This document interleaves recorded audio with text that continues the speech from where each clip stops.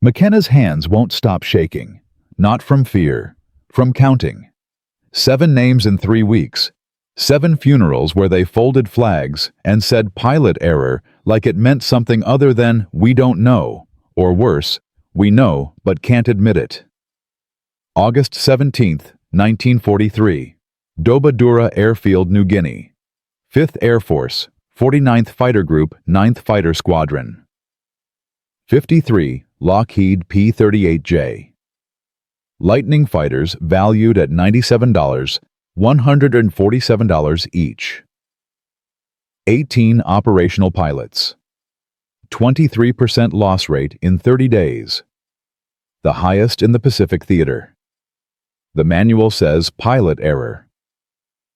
The pilots say something's wrong. McKenna knows the manual is lying.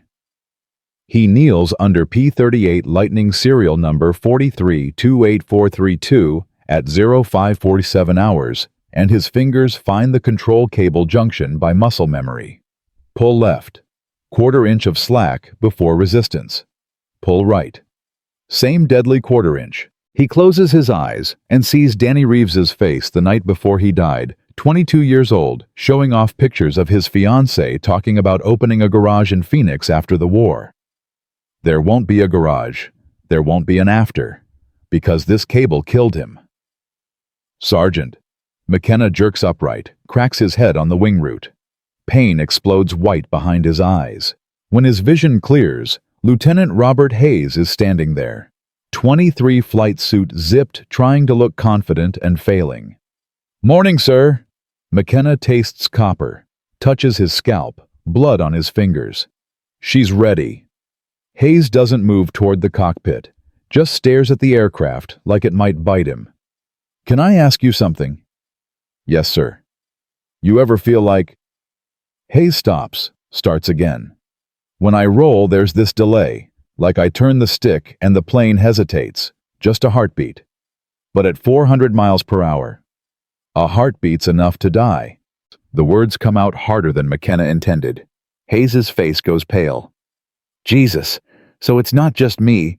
McKenna should say, "Yes, sir. It's just you. You need more training. Follow the manual, trust the system." That's what the regulations say, what his stripes say, what 23 years of service says. Instead, he spits blood into the dust. "Get down here, Lieutenant." Hayes drops to his knees. McKenna grabs the control cable, yanks it sideways. The 1/4 inch of slack moves like a living thing, invisible on paper, deadly in air. "You see this?" McKenna's voice shakes. "Manual says 1/16 inch total slack. Factory fresh, that's true. Lockheed tested 12 P-38s in Burbank, California. 70-degree weather. 40% humidity. 2 weeks of testing." He pulls the cable again. "We're flying them in 100-degree heat with 80% humidity. Cables stretch. Fair leads wear. Pulleys corrode. And that 1/16 becomes 1/8 becomes a 1/4 inch. Maybe more." Hayes wraps his hand around the cable. Tests it himself. His pilot's brain is doing the math, distance to time to angles to survival. Torres died 3 days ago. They said he failed to evade. Said he was too slow in the roll. Torres had 240 hours in type. He wasn't slow. His plane was. Hayes stands. Walks 10 feet away. Turns back. "Does Hendricks know?" "I've filed 3 reports. Squadron commander said I was speculating beyond my expertise. Group maintenance said the cables meet spec. Lockheed's field rep measured the slack on Major Hendricks's personal aircraft, the one that never flies combat, found it within tolerance. Wrote a memo saying, 'System operates as designed.'" McKenna stands, wipes blood from his forehead. "They measured the wrong plane and called it science." Hayes's jaw tightens. "So 7 men died because nobody wanted to admit the plane might be flawed. Easier to blame dead pilots. Can't defend themselves. Christ." Hayes looks at his hands, at the P-38, at McKenna. "What do we do?" McKenna reaches into his pocket. His fingers find the piano wire 6 inches long, bent into a Z shape sharp enough to cut. He's been carrying it for 4 days, waiting, hoping someone would ask the right question. We cheat. McKenna leads Hayes to a workbench in the back corner, doesn't speak, just picks up a piece of music wire. 0.41-inch diameter tensile strength, 400,000 pounds per square inch, salvaged from a destroyed Navy SBD Dauntless 3 months ago. He bends it with needle-nose pliers. 6 inches. Perfect Z shape. His hands know the motion now. He's practiced it 50 times. He forces the wire into a practice cable, weaving it through the steel strands until it locks. Tugs left. Instant response. Tugs right. 0 slack. Piano wire, he says. Before the war, this was in a concert hall. Costs 12 cents. Know what your plane costs? $97,000. We're losing $100,000 fighters because Lockheed saved 15 cents on cable tension. Hayes reaches out, tests the cable himself. Pull. Immediate resistance. Pull again. No delay. His eyes widen. Jesus Christ, this is how long have you known? 6 weeks. 6 weeks. Hayes's voice rises. Why didn't you? I found it in Danny Reeves's wreckage. The name hits like a fist. Hayes goes still. You found what? Piano wire. Already installed. Danny figured it out himself. Modified his own aircraft without authorization. McKenna picks up another piece of wire, turns it in his fingers. It worked too, I checked. His ailerons were responding perfectly when he died. The 0 still got him, but not because of the slack. He had a chance. Hayes sits on the workbench, hard, like his legs stopped working. Why didn't you report this? Report what? That I found an unauthorized modification and think it's brilliant they'd court-martial Danny posthumously. Court-martial me for suggesting we use it, ban the modification, and we'd go back to flying with the slack that's killing us. McKenna's voice drops. Or I could shut up, install the wire, save lives, and spend the rest of mine praying nobody finds out.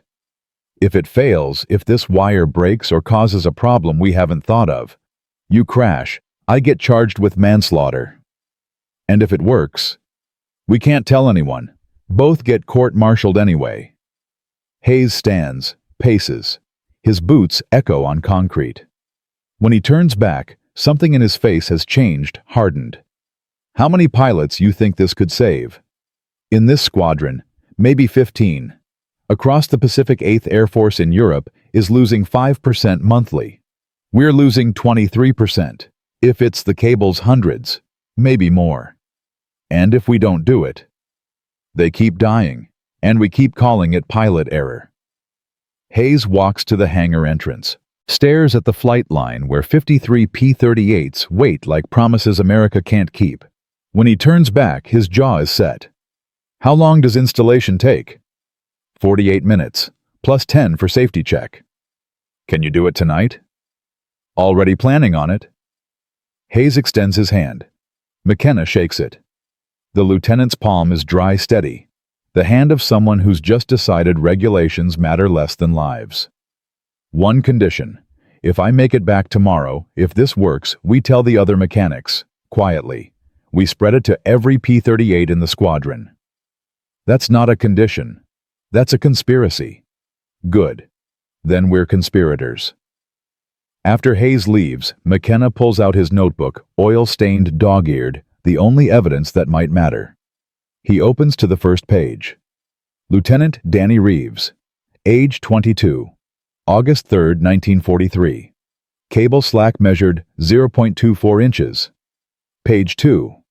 Captain Michael Torres, age 26, August 14, 1943. Cable slack 0.28 inches. 7 pages. 7 names. 7 measurements that nobody wanted to see. He turns to page 8. Blank. Writes Lieutenant Robert Hayes, age 23.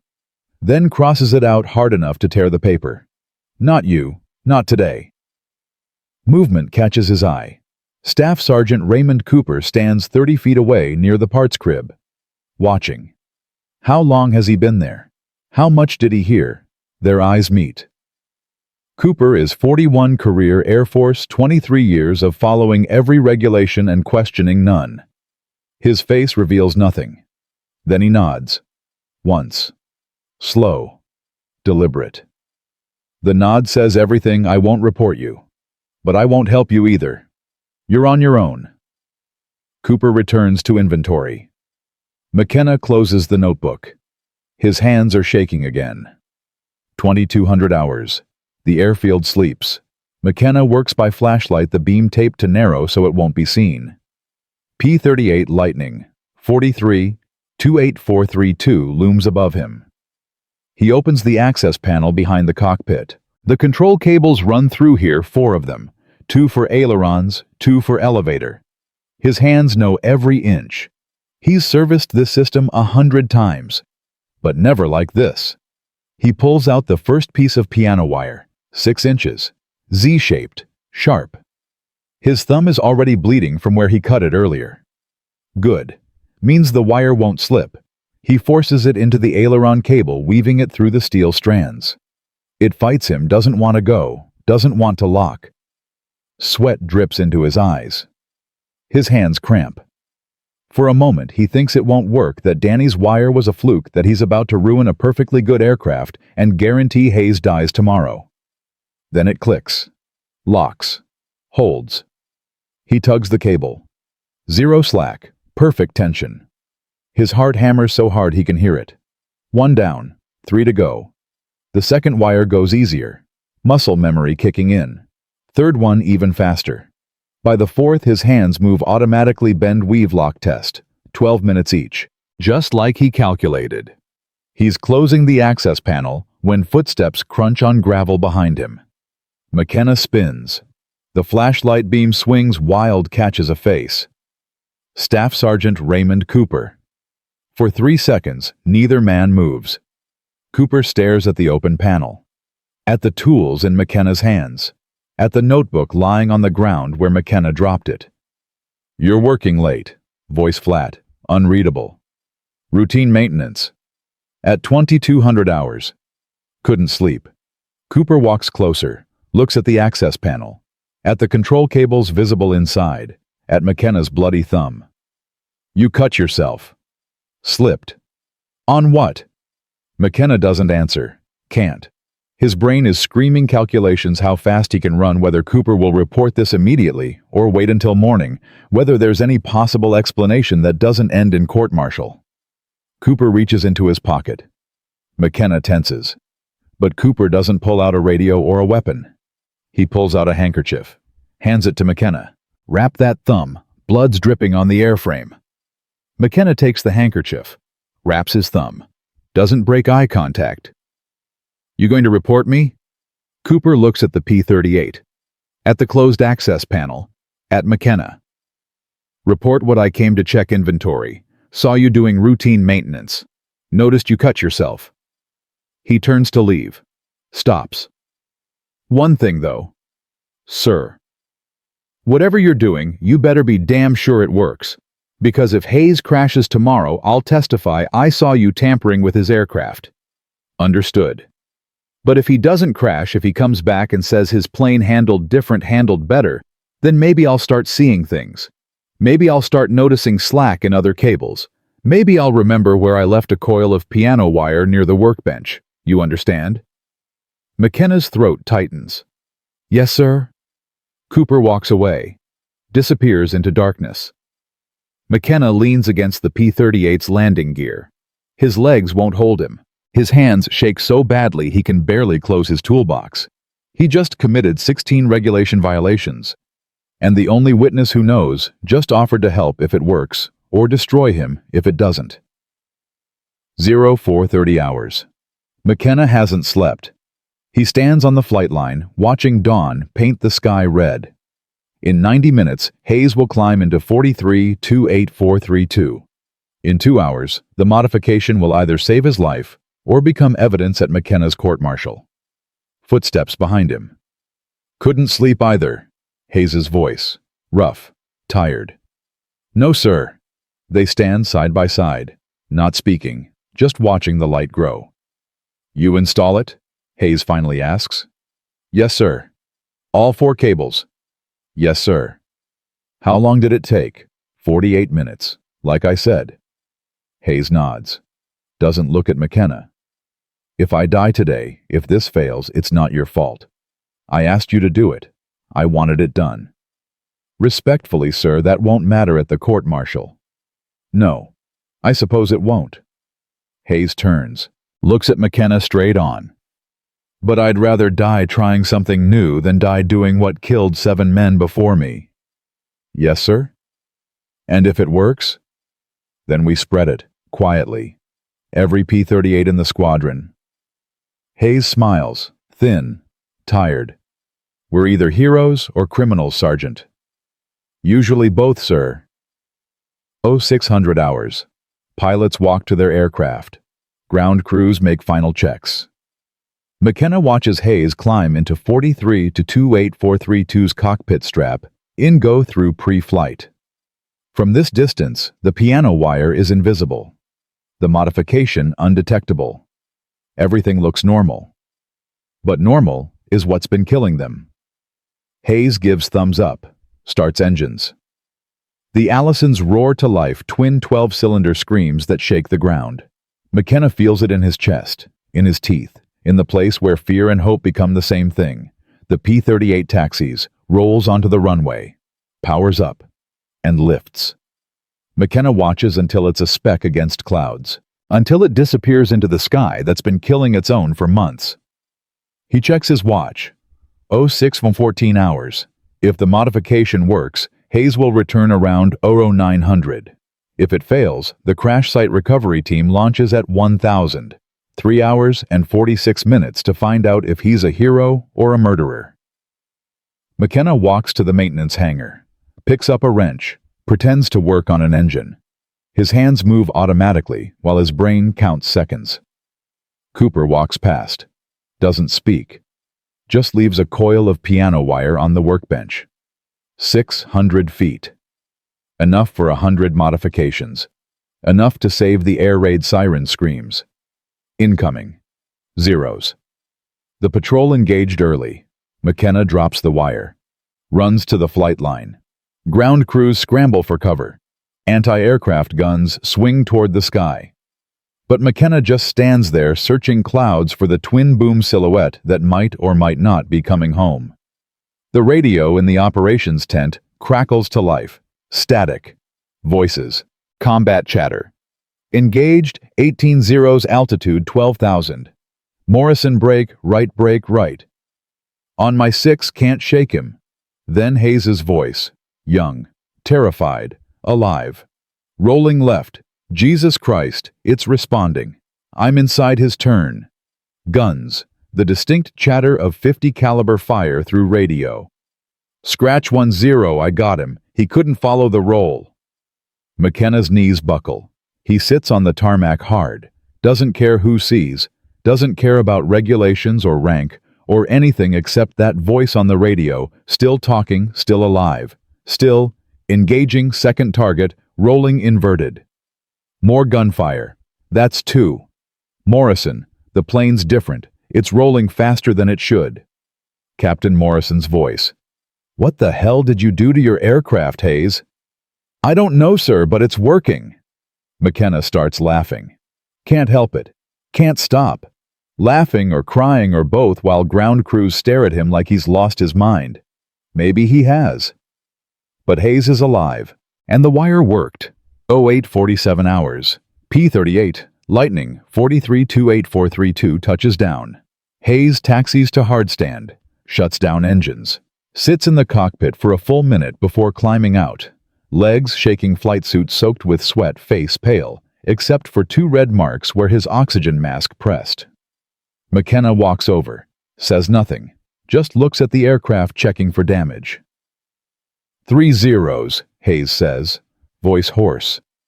I shot down 3 zeros. Good shooting, sir. No. Hayes grabs McKenna's shoulder, grips hard. You don't understand. I outturned them.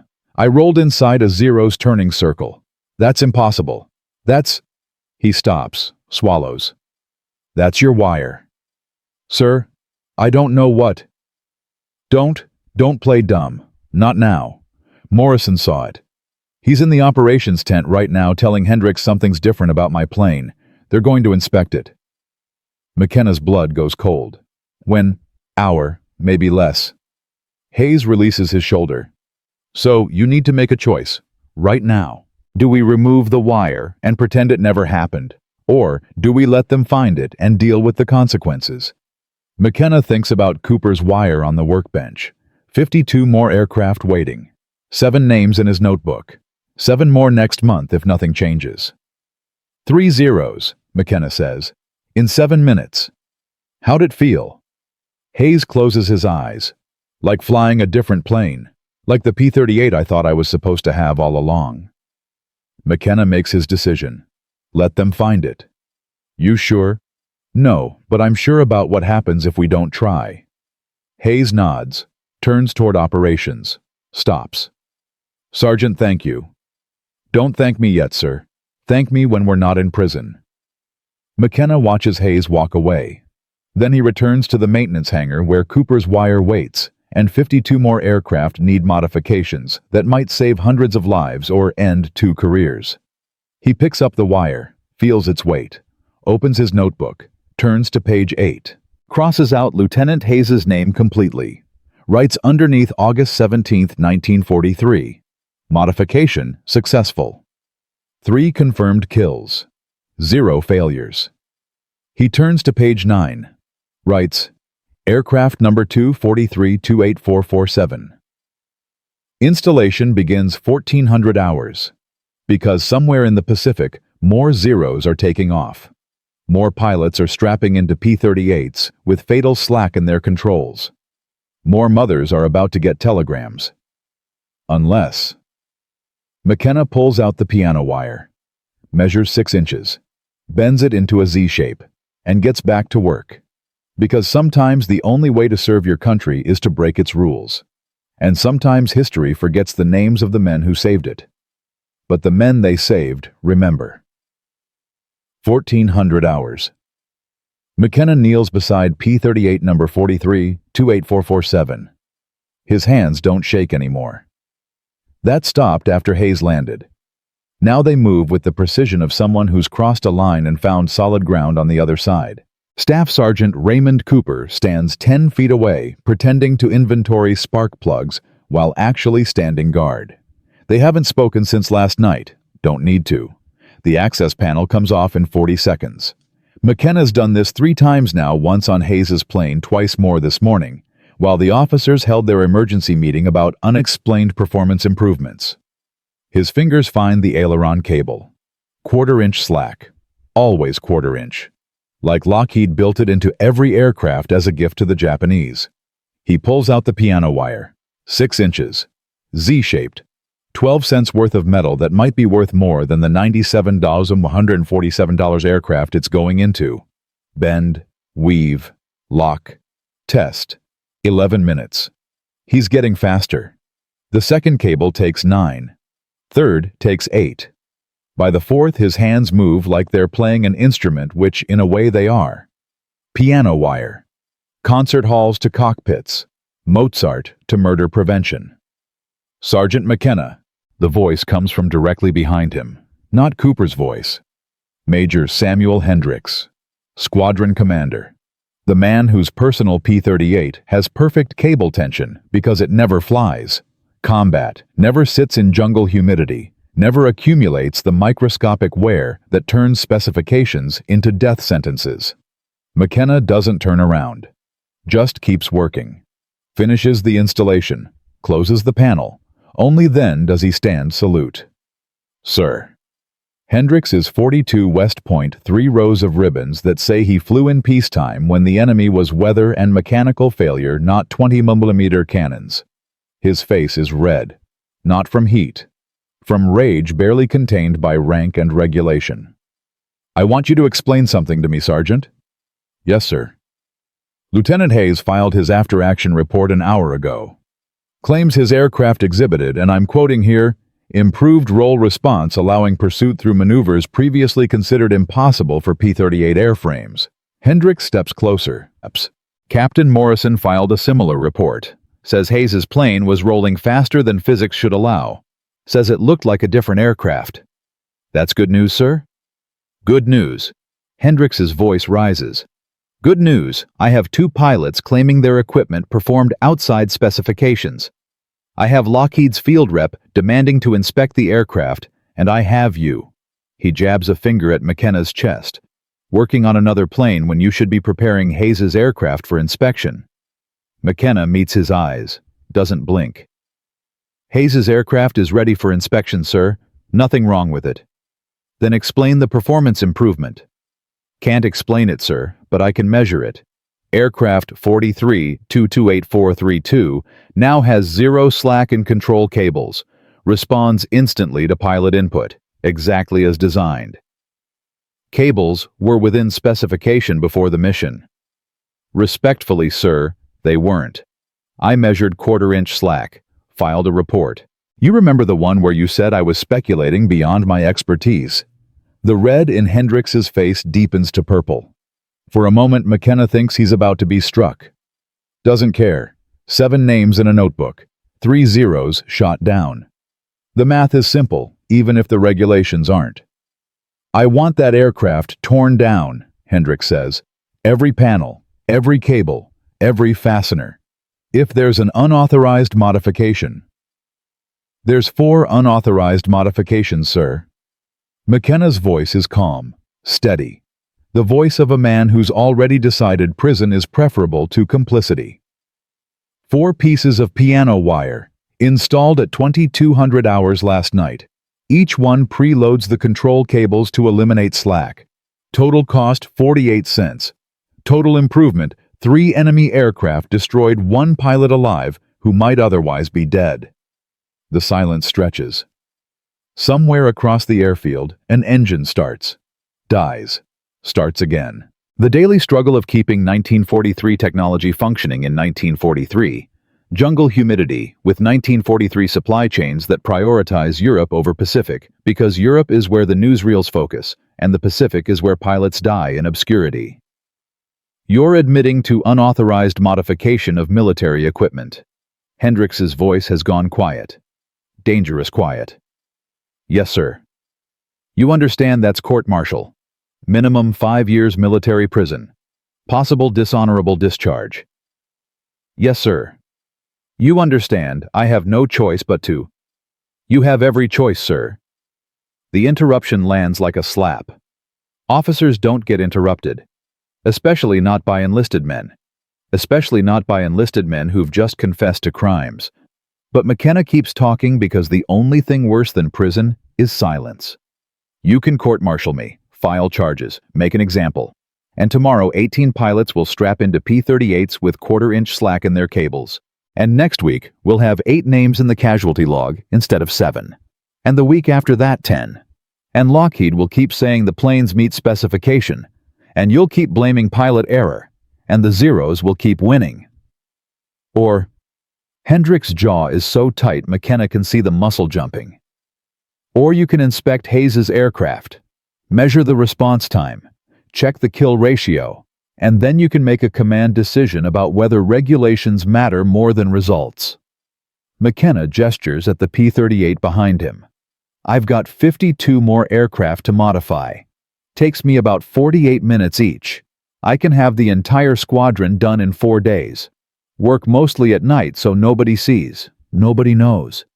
Nobody gets blamed except me if something goes wrong.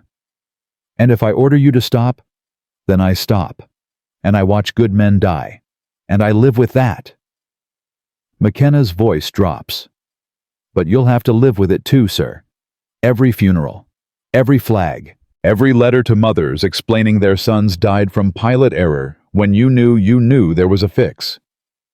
Hendrix turns away.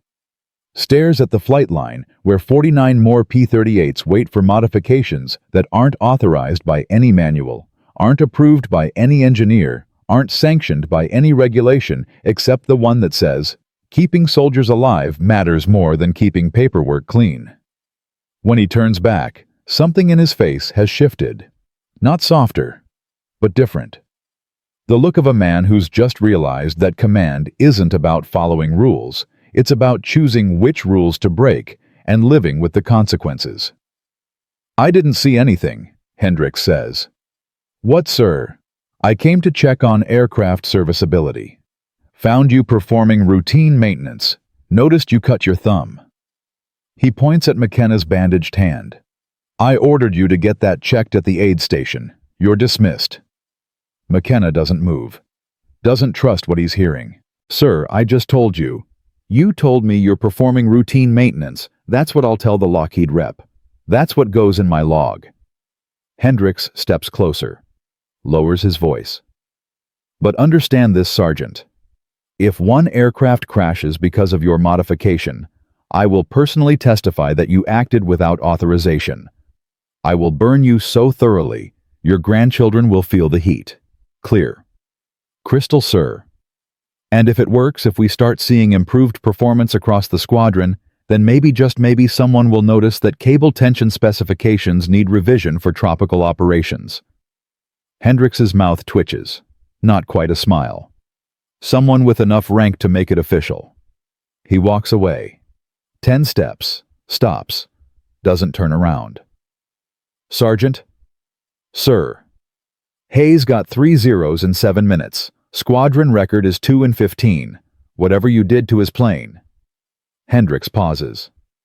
"Routine maintenance looks good on you." Then he's gone.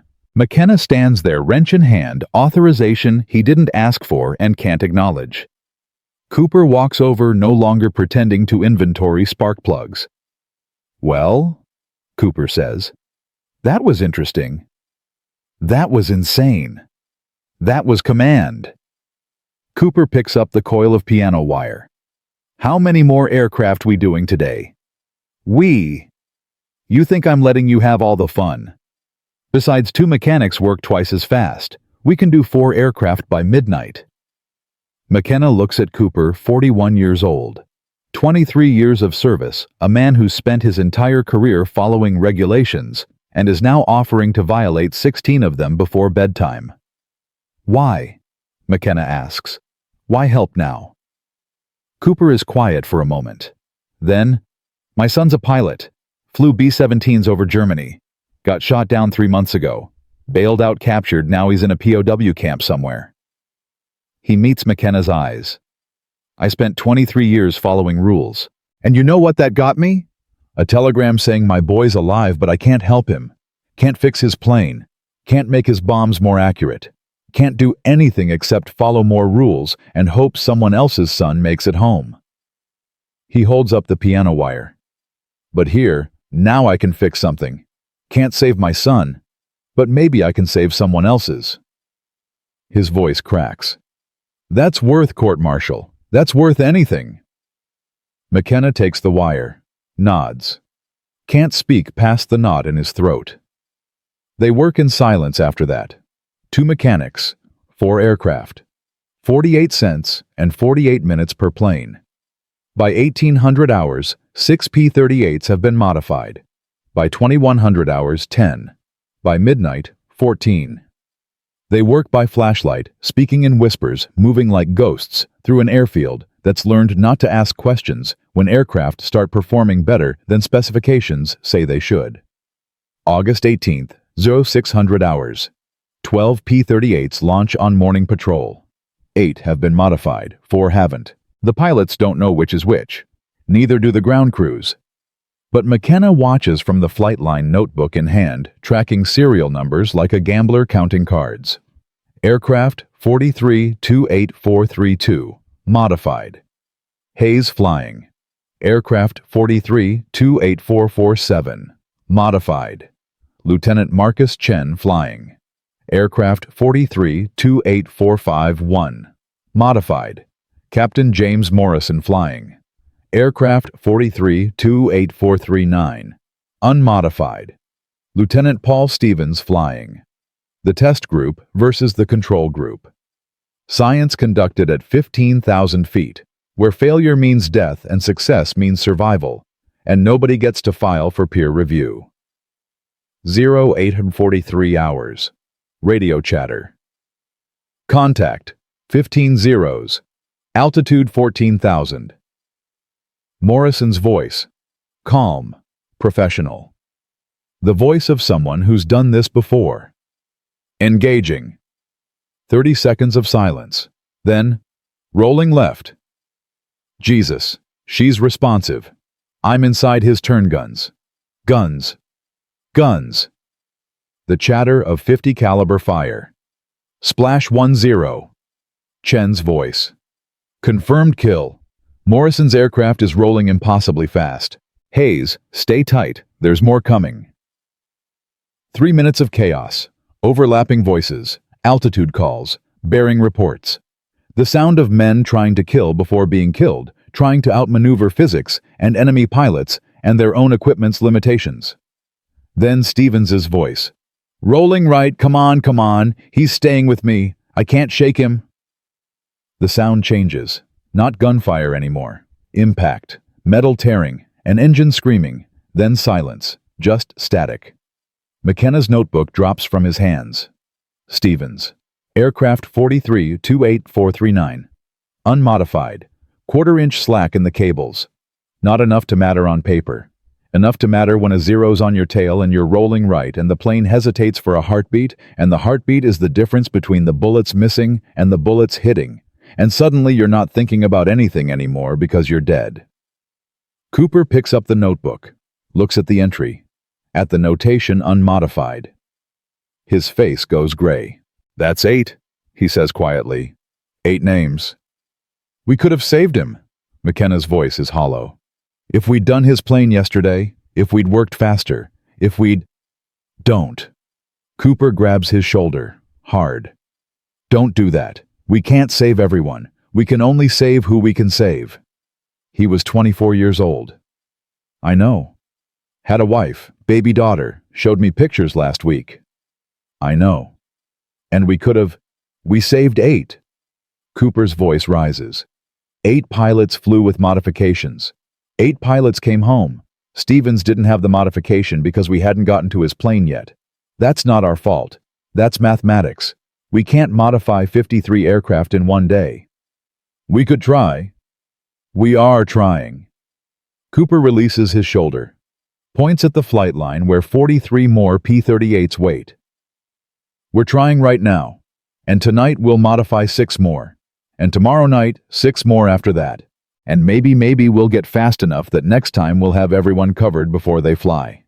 He picks up the notebook, opens to page 9, writes Lieutenant Paul Stevens, age 24, August 18, 1943, unmodified. This one's not on you. This one's on the system that made modification necessary in the first place. 1200 hours. Lieutenant Hayes finds McKenna in the maintenance hangar. Doesn't speak. Just puts a hand on his shoulder and squeezes. They stand like that for a moment, pilot and mechanic officer, and enlisted 2 men on opposite sides of rank, who've become collaborators in a conspiracy that's saving lives and violating every regulation written. Stevens was my wingman, Hayes finally says. New. Good pilot, fast reflexes, should have made it. I know. His plane hadn't been modified yet. McKenna's voice is flat, dead. We were going to do it tonight. Hayes is quiet. Then, how many have been done? 14. How many left? 39. How fast can you work? Cooper and I can do 6 per night. Maybe 8 if we skip sleep. Hayes nods. Does the math. 5 more days, minimum. Yes, sir. We don't have 5 days. Intelligence says the Japanese are massing for a major offensive. Could be 40-50 zeros in the air by next week. McKenna looks at Hayes, at the exhaustion in his face, at the guilt that comes from surviving when your wingman didn't. What are you suggesting, sir? I'm suggesting we get help. Hayes pulls out a folded paper, opens it. It's a list. 23 names. Every mechanic in the squadron. I talked to Morrison and Chen and the other pilots who flew with modifications, told them what you did, what we're doing. He taps the list. These mechanics, they're good men, loyal, and they're tired of watching pilots die. Morrison's talking to his crew chief right now. Chen's talking to his. By tonight we'll have a dozen mechanics who know how to install the wire. That's not help, McKenna says. That's a conspiracy. Yes, it is. If we get caught, if someone reports this, every name on that list goes to court-martial. I know. Their careers end. Their families suffer. Everything they've built. I know. Hayes folds the paper, puts it back in his pocket. But you know what else? Stevens's daughter grows up without a father. His wife gets a telegram and a flag and a pension that doesn't fill the hole in her life. And next week, maybe 2 more wives get the same telegram. And the week after 3 more. Unless we do something. He meets McKenna's eyes. You started this because you couldn't watch good men die anymore. These mechanics, they feel the same way. They want to help. Let them. McKenna thinks about Cooper. About his son in a POW camp. About a man who spent 23 years following rules and finally found something worth breaking them for. Thinks about Stevens. About 7 other names in a notebook. About 43 more aircraft that need modification and a major offensive coming, and mathematics that says 6 aircraft per night isn't fast enough. Okay, he says. But we do it right. I train every mechanic personally, show them the exact technique. They practice on scrap cables until I'm satisfied they can do it in their sleep. Agreed. And we keep records, every installation, every test, every measurement. If this goes wrong, I want documentation proving we did it carefully, deliberately. That we weren't cowboys, we were engineers. Yes, sir, engineers. 1800 hours. Maintenance hangar C. McKenna stands in front of 23 mechanics. Ages range from 19 to 46. Years of service from 6 months to 24 years. Every one of them volunteered. Every one of them knows the stakes. He holds up a piece of piano wire. This is 12 cents worth of metal. It's also the difference between living and dying. I'm going to teach you how to install it. You're going to practice until you can do it perfectly every time blindfolded. Because if you screw this up, a pilot dies. And if a pilot dies because you screwed up, I will personally testify at your court-martial that you were incompetent and reckless and should never have been trusted with a wrench. The mechanics stare. Nobody laughs. Nobody speaks. McKenna continues. The installation takes 48 minutes, 11 minutes per cable. You'll work in pairs. One installs, one verifies. You'll use flashlights taped to narrow beam. You'll work between 2100 and 0400 hours when officers are asleep and patrols aren't scheduled. You will not talk about this. Not to other mechanics. Not to pilots. Not to friends. Not to anyone. This stays in this room until it either works or we all go to prison together. He looks at each face, sees fear, sees determination, sees the same calculation he made 4 days ago. Regulations versus lives, careers versus conscience. The law versus the law that says you don't let brothers die when you can save them. Anyone wants to leave, leave now. No judgment, no questions, just walk away. Nobody moves. McKenna nods. Good, let's get to work. For the next 3 hours, 23 mechanics practice on spare cables strung between sawhorses. Bend the wire, weave it through, lock it, test, over and over, until hands know the motion without thinking. McKenna walks between them, correcting technique, measuring tension, rejecting installations that aren't perfect. Cooper helps showing the younger mechanics how to feel for the lock, how to test the tension, how to know when it's right versus when it's almost right versus when it's wrong and will kill someone. By 2100 hours, 12 pairs of mechanics are approved. 24 men who can now install 4 wires in 48 minutes with 0 defects. They spread across the airfield like shadows moving between aircraft working in silence. McKenna coordinates from the maintenance hangar, tracking which aircraft are done, which are in progress, which are next. His notebook fills with serial numbers and times and measurements. Evidence. Documentation. The paper trail that will either exonerate them or convict them depending on whether the modifications work. By 0400 hours, August 19th, 38 aircraft have been modified. 15 remaining. Tomorrow night tonight technically, since it's already past midnight, they'll finish. 53 P-38 Lightnings with cable tensions that don't match specifications but do match reality. 53 aircraft that will respond instantly when pilots need them to. 53 chances for men to come home instead of burn. McKenna walks the flight line as dawn breaks, touches each modified aircraft like a blessing or a curse, or both. His hands ache. His eyes burn. He hasn't slept in 48 hours. Doesn't matter. Sleep is for people who aren't trying to save lives faster than mathematics allows. Cooper falls into step beside him. Neither speaks. They reach the end of the line, walk back. "My son's name is David," Cooper finally says. 22 years old. Wanted to be a teacher before the war. Loved literature. Used to read me poetry. His voice cracks. "I don't know if he's alive. Don't know if he's being treated well. Don't know if I'll ever see him again." He stops, looks at the aircraft, at the modifications invisible to everyone except the mechanics who installed them, and the pilots who will feel the difference when their lives depend on it. "But I know this. Somewhere some other father's son is going to fly one of these planes. And when a Zero gets on his tail and he rolls and the plane responds instantly, he's going to live. He's going to come home. He's going to get old and tell his kids about the war and how he survived." Cooper's voice steadies. "That's worth everything. That's worth my career, my freedom, whatever happens. Because even if I never see David again, at least I helped save someone." McKenna puts a hand on his shoulder. Can't speak. Can't find words for what that means to work alongside a man who's lost everything and still chooses to help others not lose the same. They stand in silence while the sun climbs and the airfield wakes and 53 P-38s wait to prove whether courage and piano wire are enough to change the mathematics of survival. That night, they finish.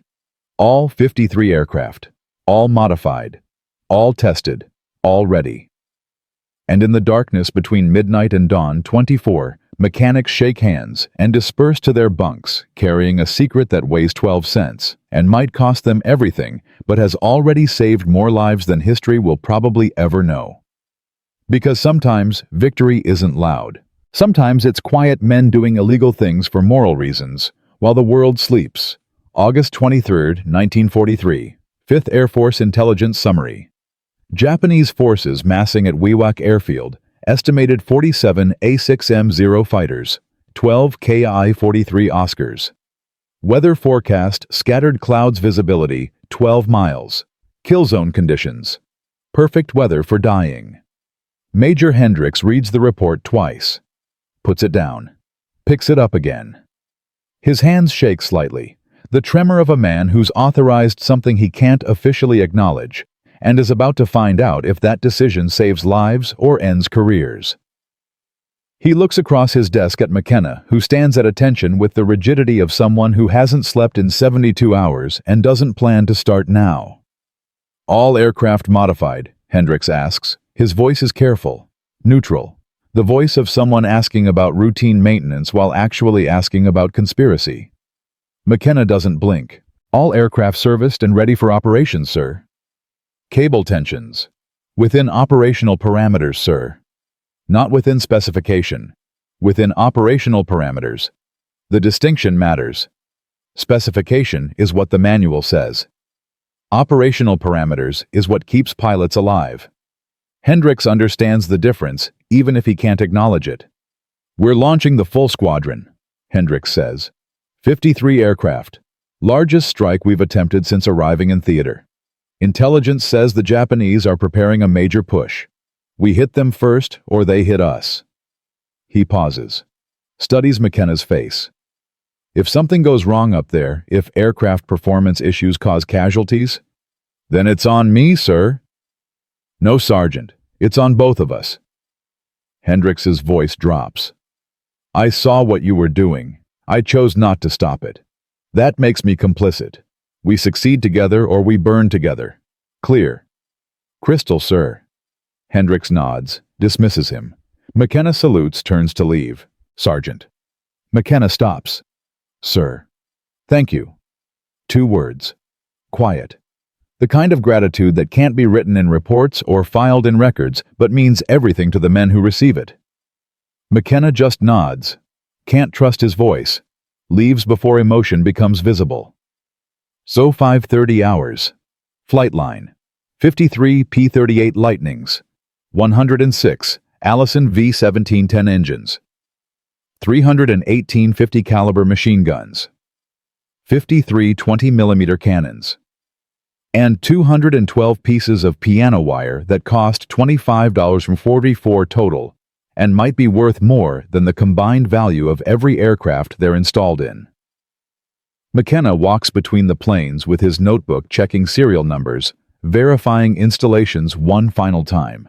Cooper works the other end of the line doing the same. 22 other mechanics perform final pre-flight checks with the intensity of people who know that every rivet, every fuel line, every control cable might mean the difference between a pilot coming home or burning at 15,000 feet.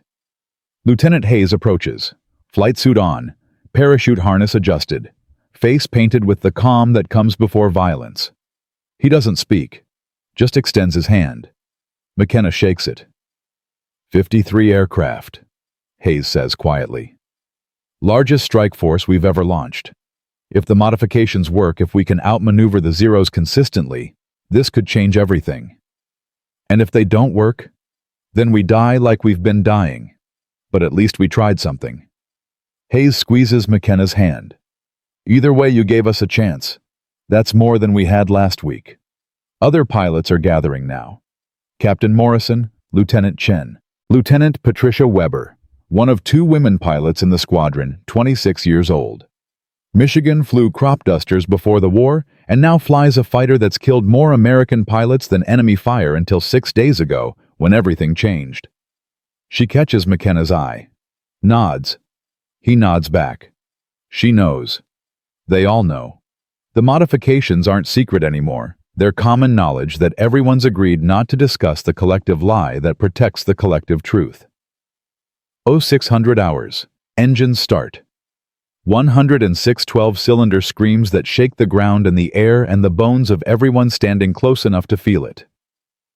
McKenna watches from the flight line as 53 P-38s taxi in sequence. Watches as they line up on the runway. Watches as the first pair powers up, releases brakes, accelerates, rotates, climbs. Then the second pair. Third. Fourth. The sky fills with twin boom silhouettes. America's answer to Japan's air superiority, laden with modifications that no engineer approved and no regulation permits but every pilot needs. The last aircraft lifts off at 0614 hours. The airfield goes quiet. McKenna stands there long after the engine sounds fade, staring at empty sky. Cooper walks over, stands beside him, neither speaks. What's there to say? Everything that matters is happening 12 miles high and 100 miles away, where 53 pilots are about to test whether courage and cable tension are enough to beat physics and experience, and an enemy that's been winning this fight since Pearl Harbor. Coffee? Cooper finally asks. McKenna shakes his head. Can't. If I sit down, I'll fall asleep. If I fall asleep, I'll dream. And I don't want to dream about what happens if we're wrong. We're not wrong. You don't know that. I know 8 pilots came back who wouldn't have without the modifications. I know Hayes got 3 zeros in 7 minutes. I know Morrison said his plane handled like a different aircraft. Cooper's voice is firm, certain. The modifications work. We're not wrong about that. But are we right? McKenna turns to face him. Morally, legally, are we right to have done this without authorization, without testing, without letting more men die while we wait for permission? Cooper cuts him off. Yes, we're right. We're so goddamn right it hurts. And if they court-martial us for it, I'll stand in front of that judge and say I'd do it again. I'd do it 1,000 times. Because the alternative is standing here watching planes take off, knowing we could have helped and didn't. 0847 hours. Radio chatter begins. Contact. Estimated 47 zeros. Altitude 15,000. Engaging. Morrison's voice. Calm. Professional. The voice of a man who's done this before, but never quite like this. Then the sound changes. Not the hesitant combat of men flying flawed aircraft. The aggressive combat of men flying aircraft that finally respond the way they're supposed to. Rolling left got him guns, guns, guns. Splash 1. Braking right. He can't follow. I'm inside his turn. Confirmed kill. 3 zeros on my 6 rolling inverted. They're falling off. Jesus Christ. They can't keep up. The radio fills with voices. Excited voices. Victorious voices. The voices of men who've been losing this fight for months and are suddenly shockingly winning.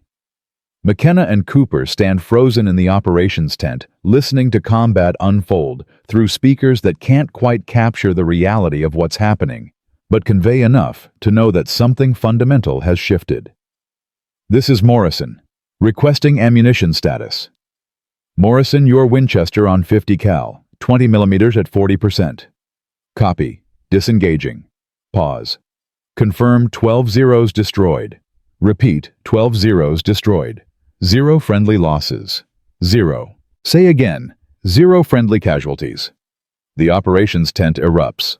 Officers shouting. Ground crews cheering. Someone slaps McKenna on the back so hard he stumbles forward. Cooper grabs his shoulder, steadying him, and McKenna sees tears running down the older man's face. Tears of relief, of vindication of a father who couldn't save his own son, but helped save someone else's. Major Hendricks stands in the corner, face unreadable. He catches McKenna's eye, nods once, slow, deliberate. The nod says, "We did this. We broke the rules and saved lives, and the math works, and the dead can rest easier knowing their deaths led to changes that prevented more deaths." Then Hendricks turns away, already writing the after-action report that will have to explain how 53 aircraft suddenly performed better than specifications without actually explaining anything at all. 0923 hours. The aircraft return. All 53. Not a single loss. They land in sequence taxi to hardstands, shut down engines.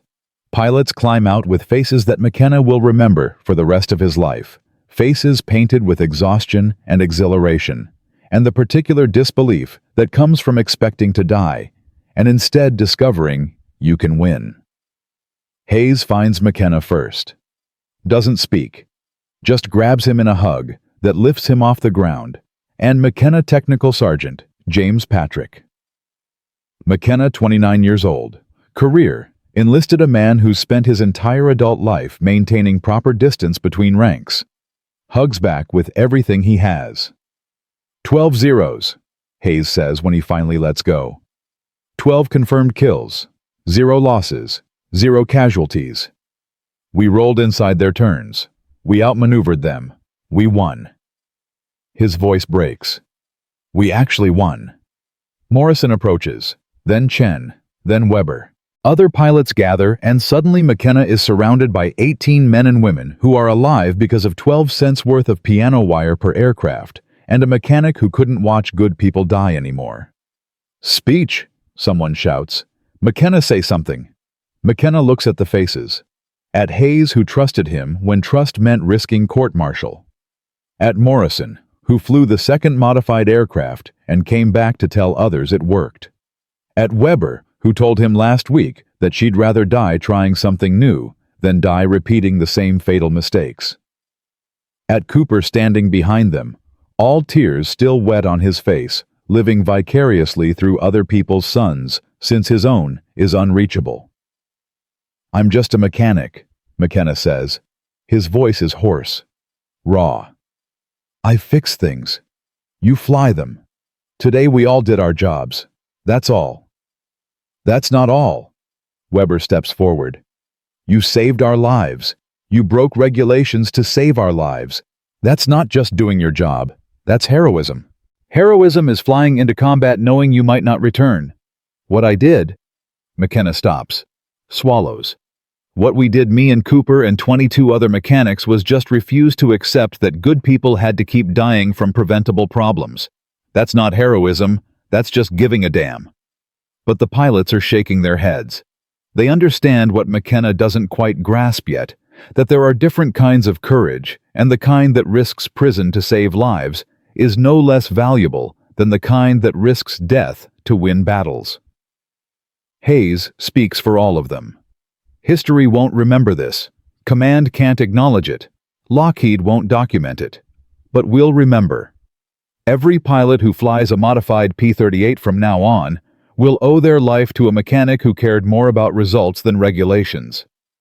He snaps a salute sharp formal, the kind usually reserved for generals. Thank you, Sergeant McKenna. One by one, 18 pilots salute. McKenna stands there overwhelmed, unable to process the moment. Then Cooper steps forward, salutes too. And the other mechanics. 24 enlisted men saluting one of their own breaking protocol, acknowledging that sometimes the greatest service happens in darkness and silence, and through actions that can never be officially recognized. August 24, 1943. Lockheed Field Representative Thomas Brennan arrives on base to investigate anomalous performance reports. He's 46 Caltech engineering degree, 15 years designing aircraft, a man who lives by specifications and tolerances, and the certainty that properly designed systems perform as calculated. McKenna watches him measure cable tensions on 6 randomly selected aircraft. Watches him frown. Watches him pull out the technical manual, compare measurements, frown deeper. These tensions are outside specification, Brennan says. By approximately 3/16 of an inch. Yes, sir. Manual clearly states maximum tension should not exceed. Manual was written for factory conditions. We're not in a factory.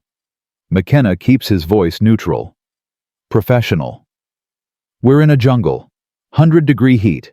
80% humidity. Cables stretch. We pre-tension them to compensate for environmental factors. Brennan stares at him. At the cables. At the aircraft.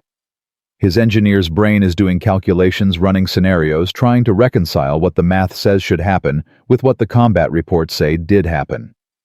Pre-tensioning cables isn't in any maintenance protocol. No, sir. It's an unauthorized field modification. Yes, sir. You understand I'm required to report this? Yes, sir. Brennan is quiet for a long moment. Then, walk with me, Sergeant. They walk to the end of the flight line, away from other personnel. Brennan stops, stares at the aircraft, at the jungle beyond, at the sky that's been killing American pilots for months. 12 Zeros destroyed yesterday. 0 friendly losses. That's unprecedented. Yes, sir. Previous engagement average was 2 Zeros destroyed for every 1 P-38 lost. That's a 2-to-1 kill ratio, barely sustainable. Yes, sir. Yesterday's engagement was 12-0, infinite kill ratio. Brennan turns to face McKenna. Something changed. Something fundamental. And you're telling me it's cable tension.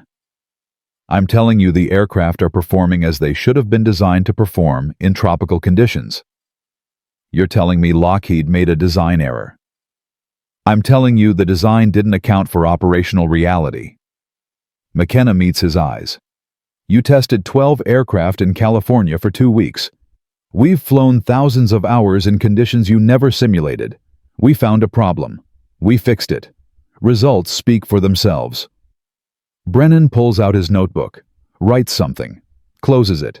I'm going to file a report recommending immediate review of P-38 control cable tension specifications for tropical operations.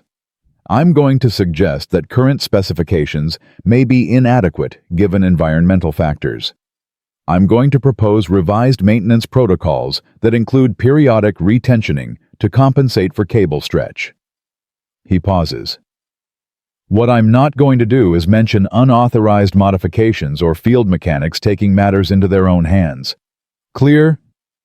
McKenna feels something unlock in his chest. Clear, sir. Because officially you didn't modify anything. You simply performed enhanced maintenance based on operational observations, and if that enhanced maintenance happens to improve performance, well, that's just good maintenance. Brennan almost smiles. Almost. Between you and me, Sergeant, You probably saved Lockheed from a congressional investigation. If casualties had continued at previous rates, someone would have started asking hard questions about aircraft design. Now, instead of defending our aircraft, we can study your solution and implement it fleet-wide. So we're not getting court-martialed. You're getting a commendation for innovative maintenance practices under combat conditions. Brennan extends his hand. Thank you for making my aircraft work the way it was supposed to work all along. They shake.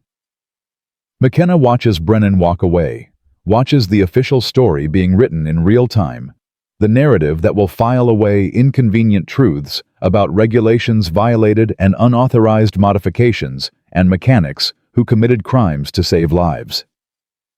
History won't record what actually happened, but the pilots who survived will know, and in the end, maybe that's enough. September 1943. The piano wire modifications spread throughout 5th Air Force. Mechanics in other squadrons hear whispers, ask questions, get quiet, demonstrations in maintenance hangars after dark. By month's end, 237 P-38s have been modified. Loss rates drop from 23% to 7%. Kill ratios improve from 2-to-1 to 8-to-1. The Japanese High Command issues new tactical directives advising caution when engaging P-38s, noting that American fighters are demonstrating improved maneuverability inconsistent with previous performance assessments. Nobody mentions the piano wire. It becomes ghost knowledge information everyone has, but nobody discusses the secret that's not secret but can't be acknowledged, because acknowledgement would require explaining how it happened and who authorized it, and why it took 8 deaths to implement a 12-cent fix. McKenna continues his work. Modifies aircraft, trains mechanics, keeps his notebook updated with installation records and performance data, and the names of pilots who came home because someone cared enough to break rules. Cooper works beside him, never mentioning his son in the POW camp, but working with the intensity of a man who's channeling grief into action, saving strangers, because he can't save family. One night late, McKenna opens his notebook to the first page.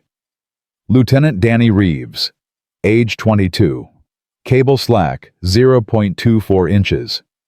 The kid who figured it out first, who modified his own aircraft and died anyway because one modification wasn't enough when you're alone against superior numbers. McKenna adds a note below the name. Your wire saved 237 aircraft and counting. You started this. We finished it. Thank you. He turns to page 8, the page where he wrote and crossed out Lieutenant Hayes's name. Adds another note. 3 zeros. Came home alive. Still flying. Below that, a list of every pilot who survived combat in a modified aircraft. The list fills 3 pages now. Will fill more as time goes on. Each name represents a life that might have ended, a family that might have received a telegram, a future that might have been erased, except a mechanic decided regulations mattered less than results. The notebook will never be official record. Will never be cited in reports. Will never be studied by historians or filed in archives. But it exists. And existence sometimes is enough. Because in a war, where death is documented meticulously and life is taken for granted, someone needs to keep count of the people who didn't die. Someone needs to remember that victory isn't just about killing enemies, it's about keeping friends alive. And in maintenance hangars across the Pacific, in the hours between midnight and dawn, when regulations sleep and conscience wakes, mechanics continue the work that can't be acknowledged but must be done. They install piano wire. They measure tension. They test response. They save lives 12 cents at a time, knowing that official recognition will never come. But unofficial gratitude flows through every pilot who rolls their aircraft and feels instant response and realizes that somewhere someone cared enough to fix what bureaucracy said couldn't be broken. The war continues. The killing continues. But the mathematics shift slowly toward survival. And in that shift, in that small victory, bought with piano wire and midnight risk and mechanics who chose conscience over career, there's proof that sometimes the greatest battles aren't fought with guns, but with wrenches, wielded by people who refuse to accept that death is inevitable just because regulations say change is impossible. October 1943. Japanese Naval Air Force Tactical Assessment Report classified. Lieutenant Commander Takeo Yamamoto writes in careful script, American P-38 aircraft, demonstrating capabilities inconsistent with previous engagement data. Roll rates exceed calculated performance by estimated 30%. Turning radius reduced beyond aerodynamic predictions. Recommend immediate tactical revision. He doesn't write what he's thinking we're losing to aircraft that shouldn't be able to do what they're doing, and nobody can explain why. The report circulates through Japanese command. Reaches Vice Admiral Jisaburo Ozawa, commander of 3rd Fleet Air Operations. He reads it 3 times. Calls in his chief engineering officer. Is this possible? Can American aircraft performance improve this dramatically without visible modifications? The engineer studies the data, shakes his head. Not according to our intelligence. No new P-38 variant has been introduced. No engine upgrades. No armament changes. Yet combat results show definitive performance improvement beginning late August. He hesitates.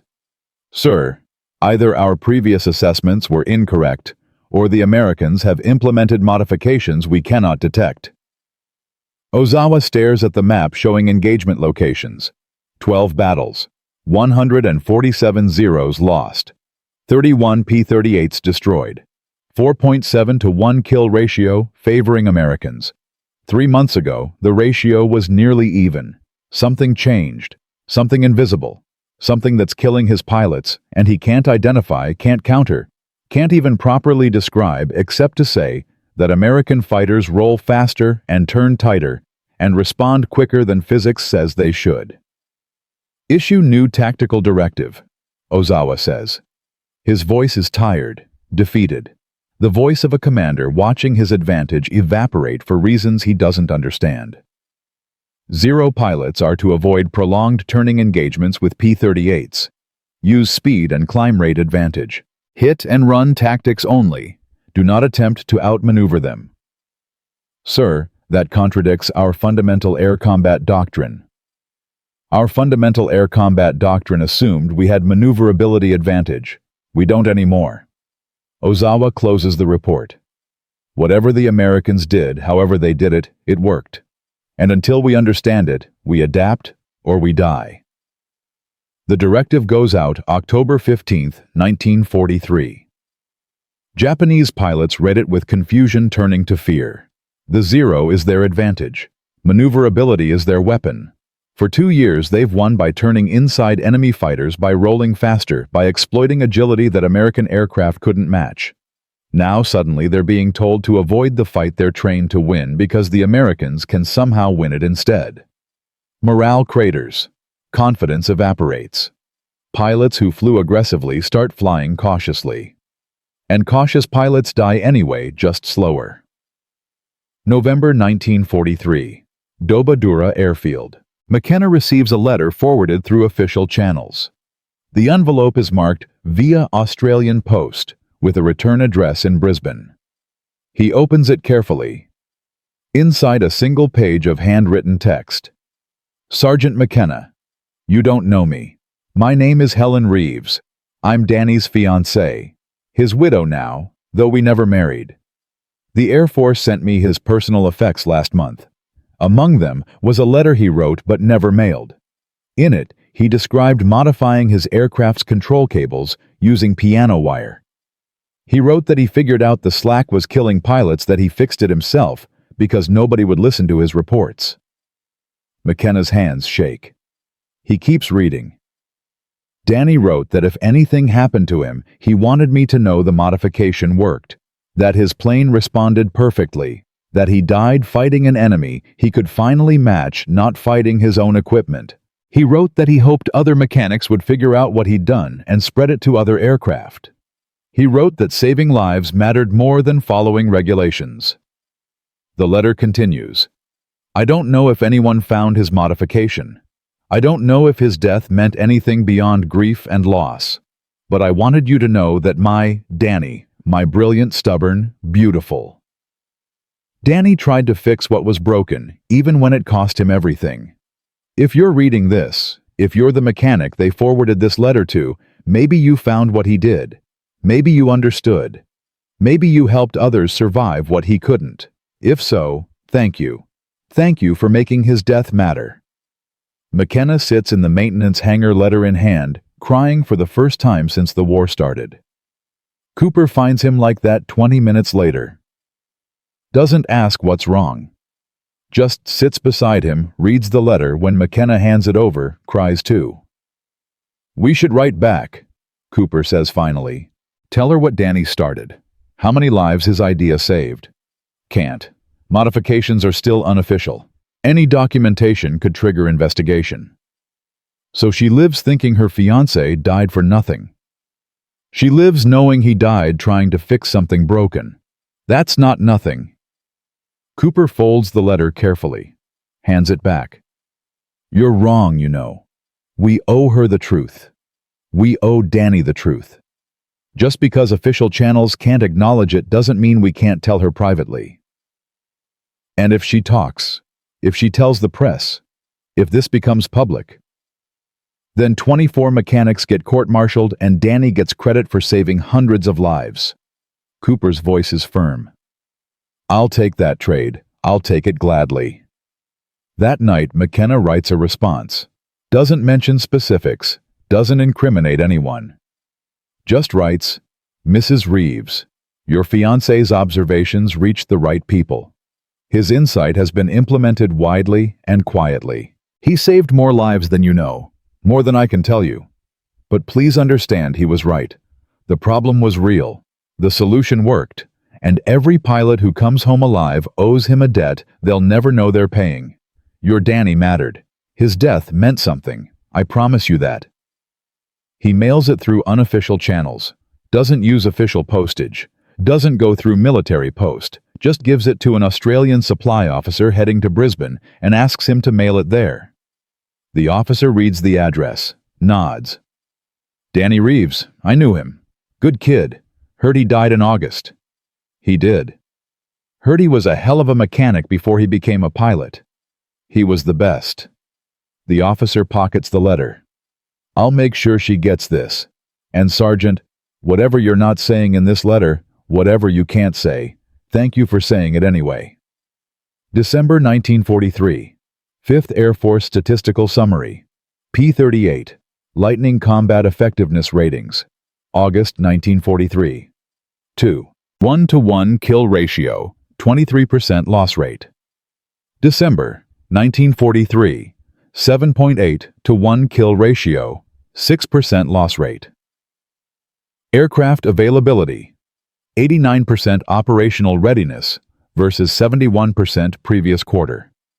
Pilot confidence surveys, 94% report high confidence in aircraft performance versus 61% previous quarter. The numbers tell a story that official reports can't acknowledge. Something changed. Something worked. Something turned America's troubled fighter into Japan's nightmare. And the only people who know exactly what and how are 24 mechanics who've agreed to take the secret to their graves if necessary. Major Hendricks reads the summary in his office, calls McKenna in, closes the door. You see these numbers? Yes, sir. You understand what they mean. They mean pilots are coming home alive, sir.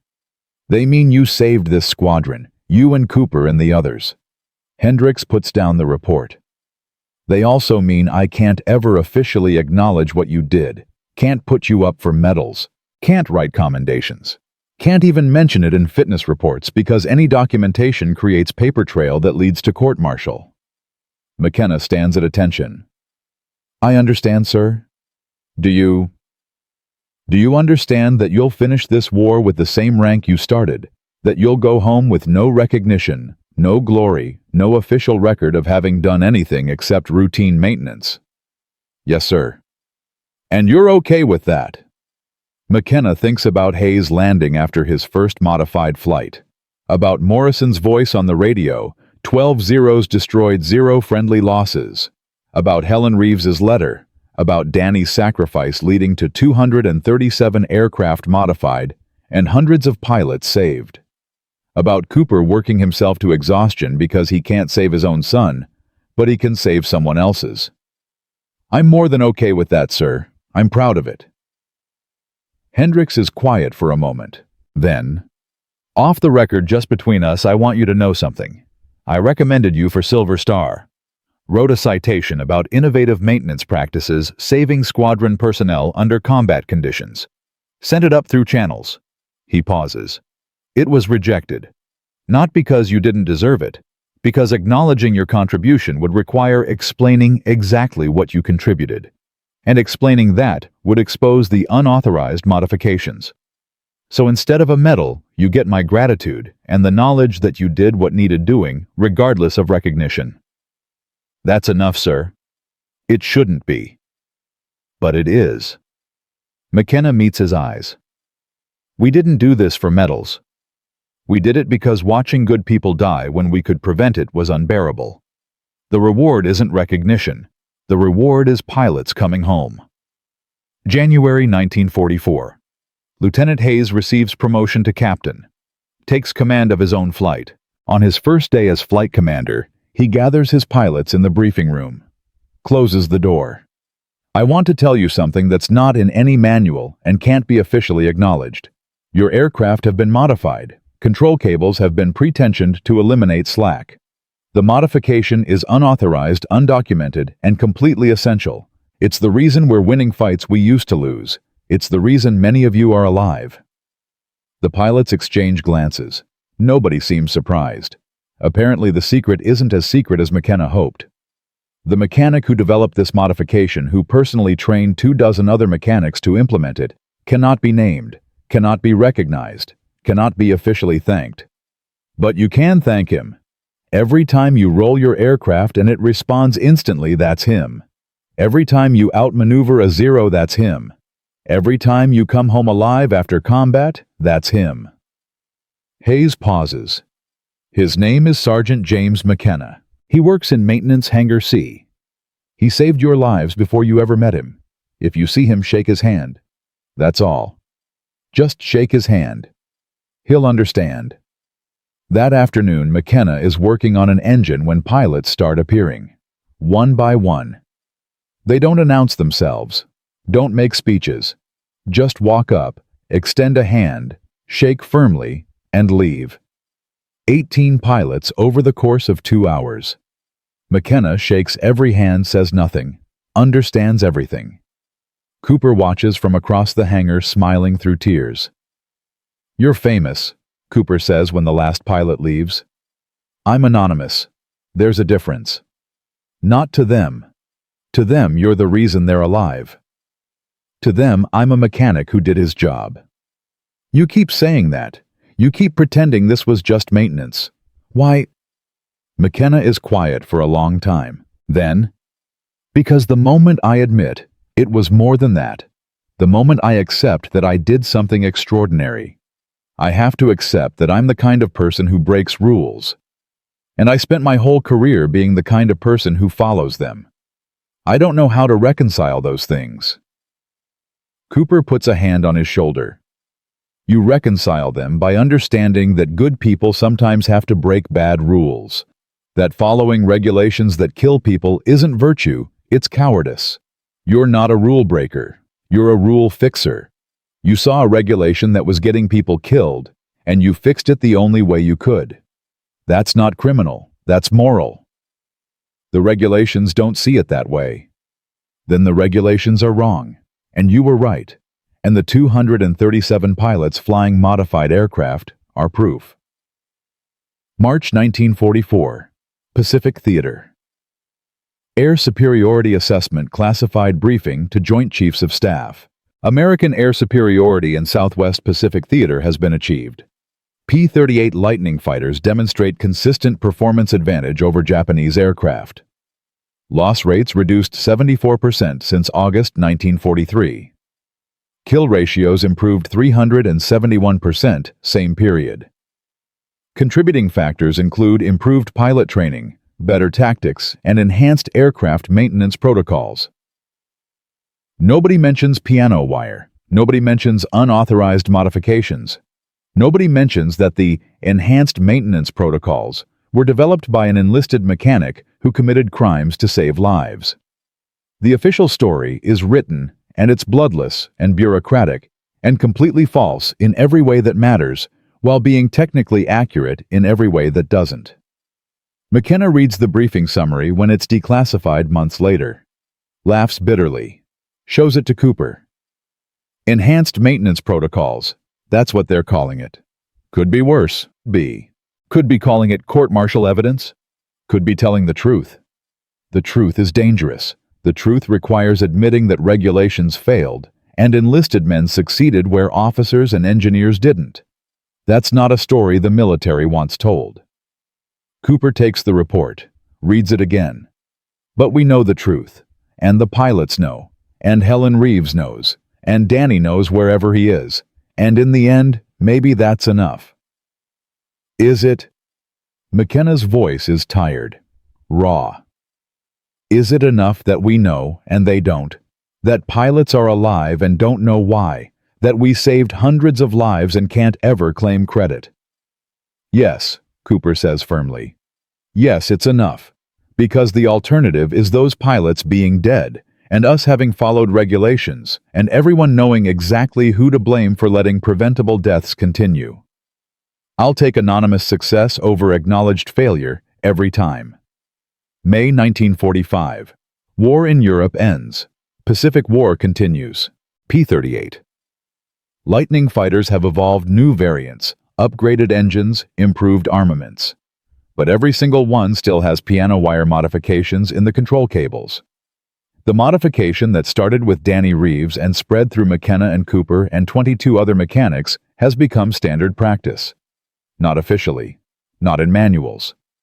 But in reality, in the field and the places where aircraft get maintained by people who care more about results than regulations.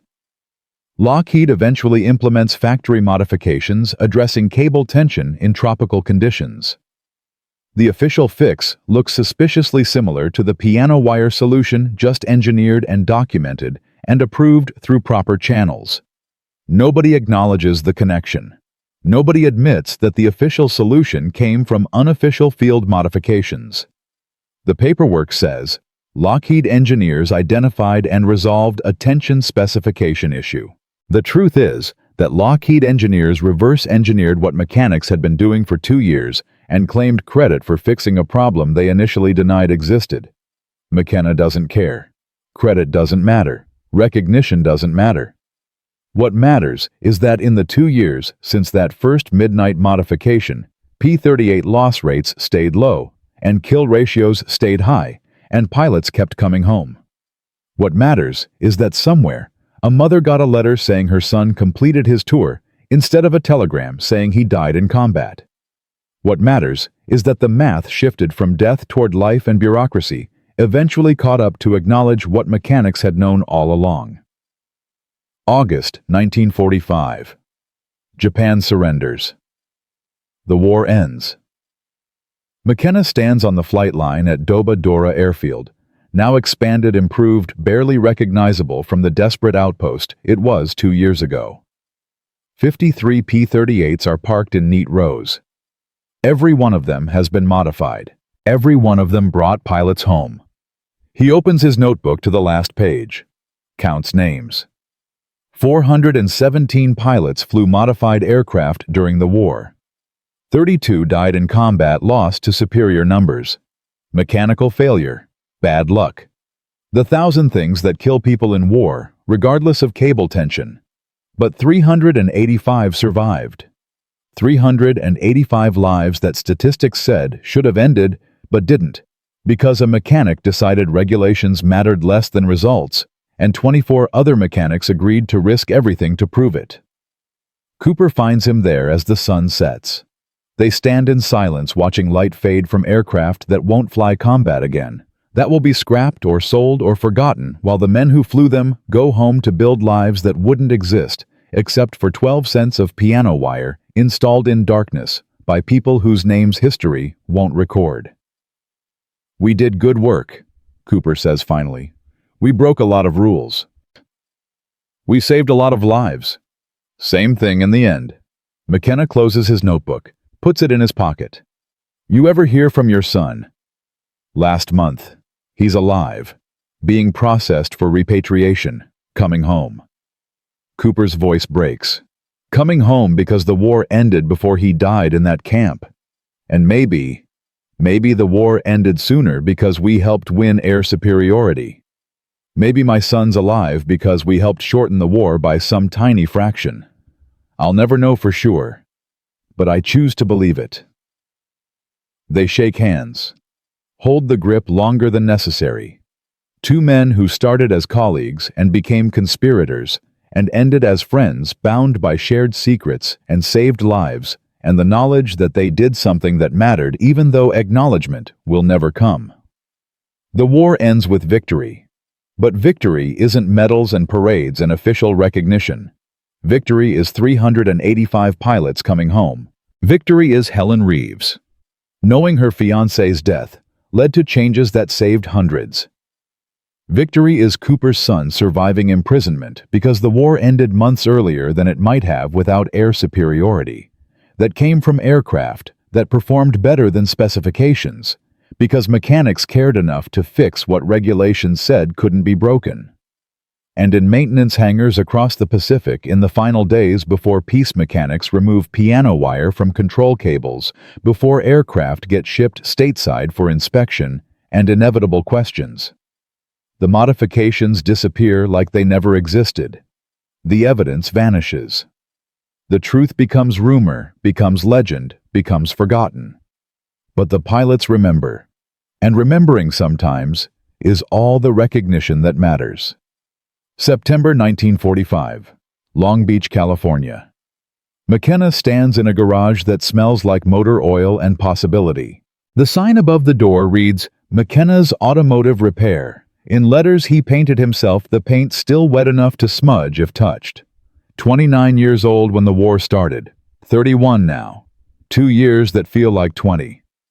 He hangs his discharge papers on the wall next to a photograph, black and white, faded at the edges, showing a young man in coveralls standing beside P-38 Lightning, 43-28432.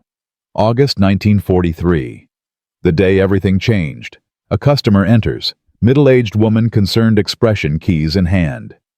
My car's making a noise. Mechanic down the street says I need a new transmission. $800.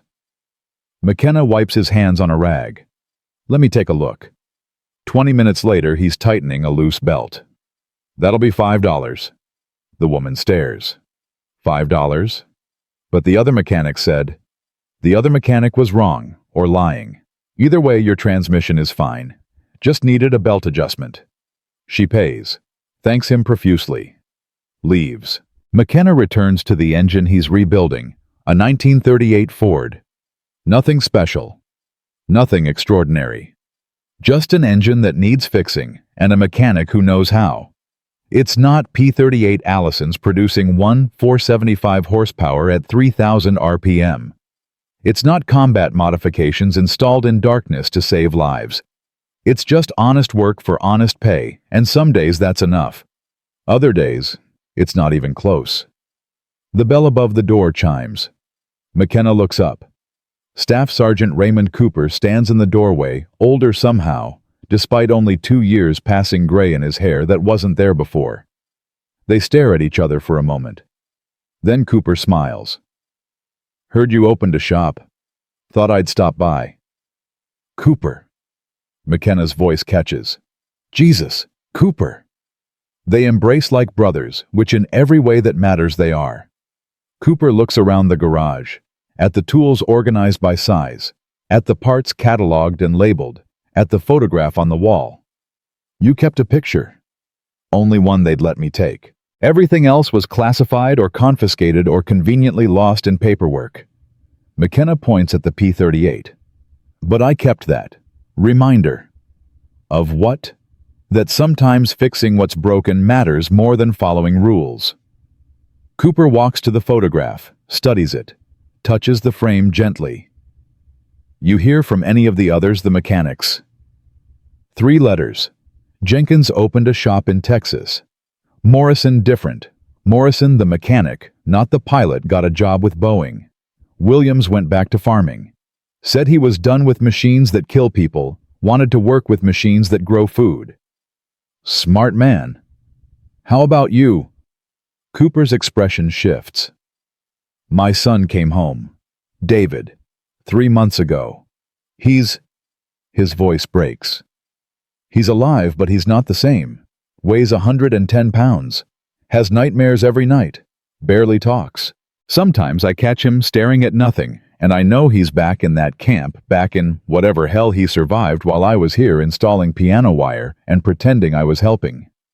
You were helping. Was I David's alive but damaged? And I spent 2 years saving strangers' sons while mine suffered where I couldn't reach him. What kind of father does that? McKenna puts down his wrench. The kind who does what he can with what he has. You couldn't save David, but you saved 385 other people. That's not nothing. It feels like nothing when David wakes up screaming. Cooper sits on a workbench. But I came here for a reason. Got something you need to see. He pulls out a newspaper. New York Times, last week. The headline reads, Mystery Modifications, How American Ingenuity Won Air War. The article describes improved P-38 performance in the Pacific, mentions field modifications by unnamed maintenance personnel, quotes Lieutenant General George Kenney praising innovative maintenance practices that significantly improved combat effectiveness. Doesn't mention piano wire, doesn't mention unauthorized modifications, doesn't mention McKenna or Cooper or the 22 other mechanics who risked court-martial. Just vague praise for unnamed innovators who can't be officially recognized because recognition would require admitting the modifications violated regulations. We're famous, Cooper says, and completely anonymous. That was always the deal. Doesn't make it fair. Fair would be Danny Reeves alive. Fair would be Stevens flying modified aircraft before the Zero got him. Fair would be recognition for the people who actually did the work. McKenna hands back the newspaper. But fair isn't how the world works. We knew that going in. Cooper folds the paper. There's something else. Hayes is organizing a reunion. All the pilots who flew modified aircraft. All the mechanics who installed them. Unofficial gathering. No press. No official recognition. Just the people who know what actually happened, sharing a meal and telling the truth where it can't be documented. When? Next month, San Diego. He's tracked down 87 pilots, 19 mechanics. Wants you there. Says you're the guest of honor. I'm not going. Why not? McKenna returns to the engine he's rebuilding. Because the moment we start gathering, start sharing stories, start creating a community around what we did. Someone notices. Someone investigates. Someone realizes we committed crimes and the statute of limitations might not protect us. Better to stay quiet. Stay anonymous. Stay safe. Stay isolated, you mean. Stay disconnected from the only people who understand what we did and why it mattered. Cooper's voice rises. You saved hundreds of lives. You deserve to hear them say thank you. I don't need thank you. I need to know they're alive. That's enough. Is it really enough? Because from where I'm standing, you look like a man who's trying to forget instead of remember. You've got one photograph and a garage, and nothing else connecting you to the thing you did that mattered most. Cooper stands, walks to the door. Stops. Come to the reunion. Let people thank you. Let yourself believe that what you did was extraordinary instead of pretending it was just routine maintenance. You earned that. We all did. He leaves. McKenna stares at the photograph, at the young man who didn't know yet what he was capable of, who thought following regulations was enough, who learned that sometimes the most moral thing you can do is break the rules that are killing people. October 1945. San Diego. Hotel del Coronado. McKenna almost doesn't go. Stands outside for 10 minutes before entering hands shaking, stomach churning. Inside the ballroom fills with people he recognizes. Hayes older now, captain's bars, replaced by civilian clothes. Morrison the pilot walking with a slight limp from a landing accident that had nothing to do with cable tension. Chen laughing at something Weber's saying. Cooper looking less haunted than he did in Long Beach, standing with 3 other mechanics whose names McKenna remembers from midnight installations. Hayes sees him, crosses the room. "You came." Cooper insisted. "Good, because none of this happens without you." Hayes raises his voice. "Everyone, listen up. This is Technical Sergeant James McKenna, the man who started everything, the man who saved all of us." The room goes quiet. 87 pilots, 19 mechanics. Every one of them staring at McKenna like he's some kind of hero, when all he did was refuse to watch good people die from preventable problems. "I didn't do it alone," McKenna says. His voice is rough. "Cooper and 22 other mechanics, Danny Reeves who figured it out first. All of you who trusted us enough to fly modified aircraft without official approval. This wasn't one person. This was you," Hayes interrupts. "You're the one who filed the reports nobody wanted to read. You're the one who measured the slack nobody wanted to acknowledge. You're the one who installed the first wire and risked court-martial and trained the rest of us, and kept records, and refused to accept that death was inevitable just because regulations said change was impossible. You're the reason we're alive." One by one, pilots stand. Morrison, Chen, Weber. 87 men and women who survived combat. They statistically shouldn't have survived because a mechanic cared enough to commit crimes. They're not saluting now. They're civilians free from military protocol.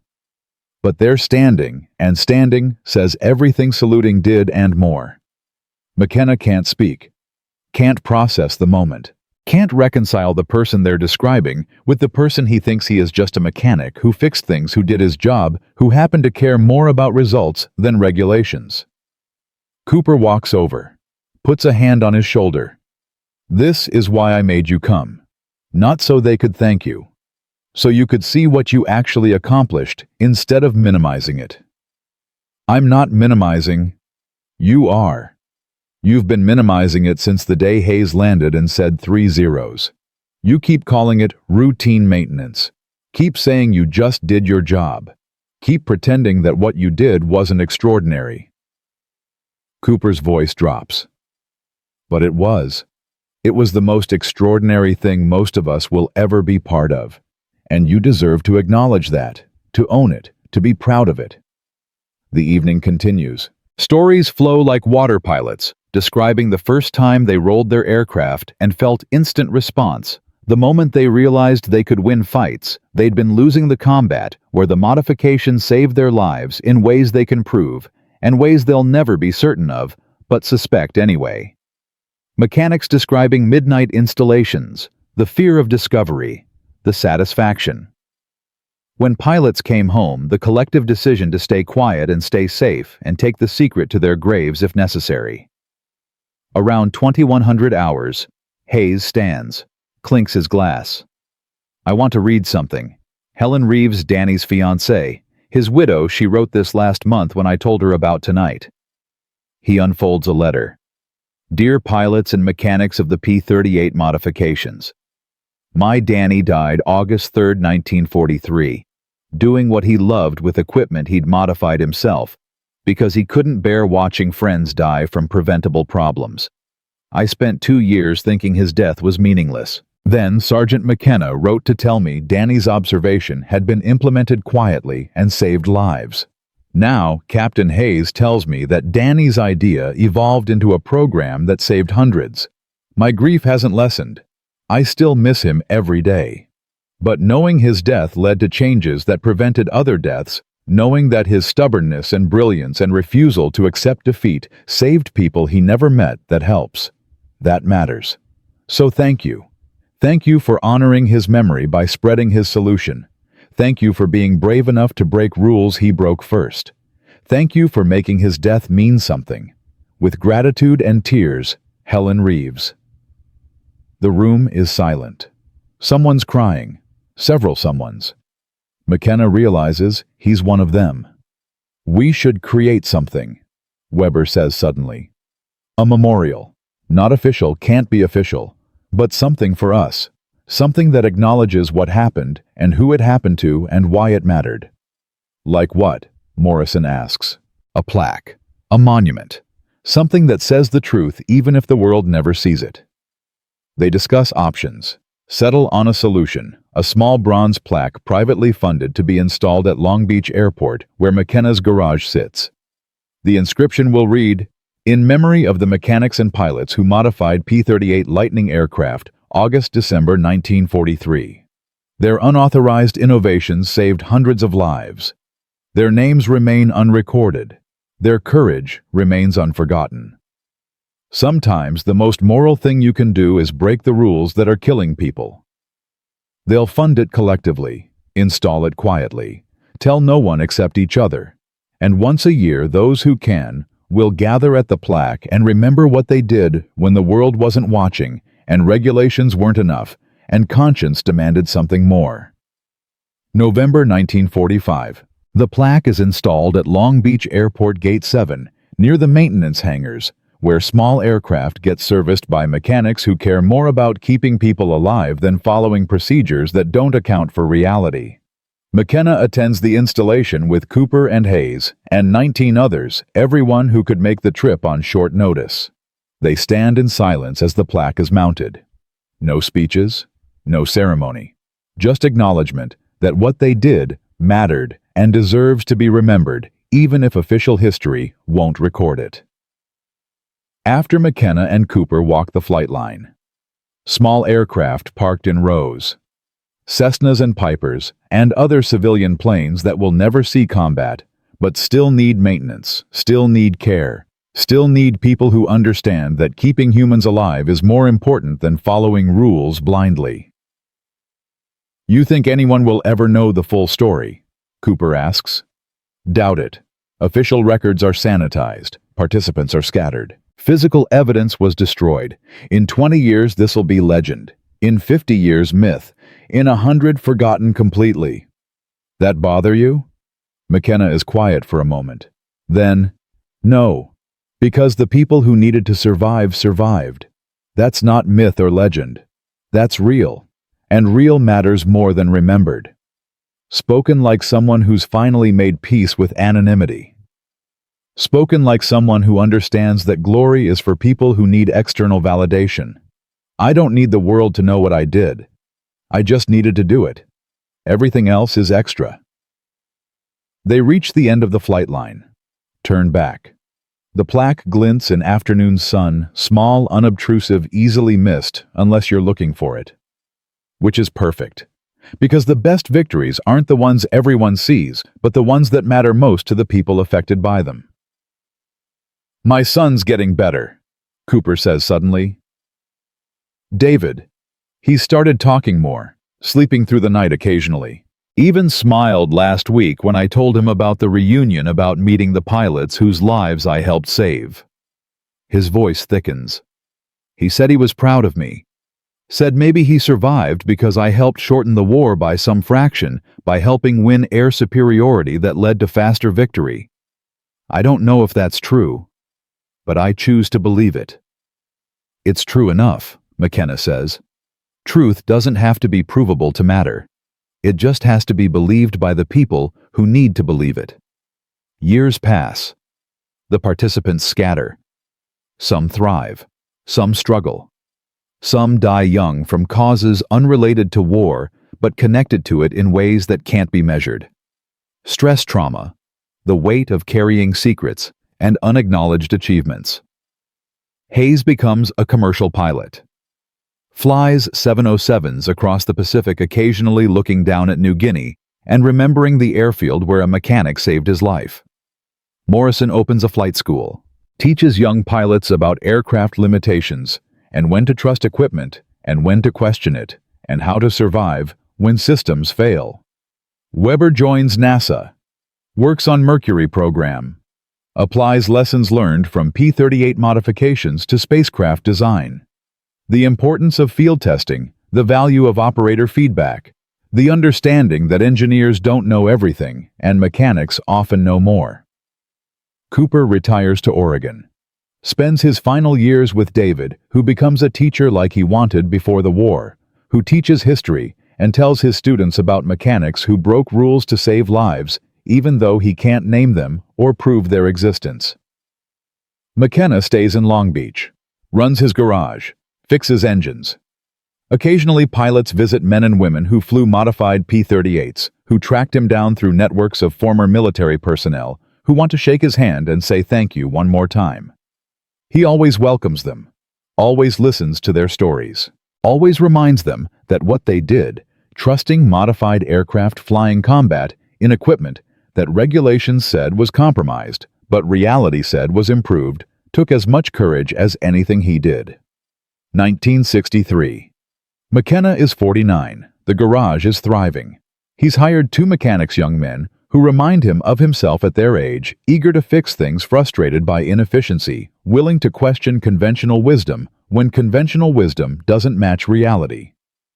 One afternoon, a customer brings in a car with brake problems. The young mechanic, Tommy, 22, Vietnam veteran, 3 months back from war, diagnoses the issue. Needs new brake lines, but if we replace just the lines without upgrading, the master cylinder problem will recur in 6 months. Manual says just replace the lines, the other mechanic says. Tommy shakes his head. Manual's wrong. I've seen this before. Trust me. McKenna watches the exchange, sees himself in Tommy. The frustration with regulations that don't account for reality, the certainty that there's a better way if someone's brave enough to implement it. Do what Tommy says, McKenna tells them. But document everything. Explain to the customer why we're exceeding the manual recommendation. Get their approval. Then do the work right instead of by the book. Tommy looks at him. You sure if something goes wrong? Then we fix it. But doing inadequate work because the manual says so isn't acceptable. We fix things right. Not by the book. Right. There's a difference.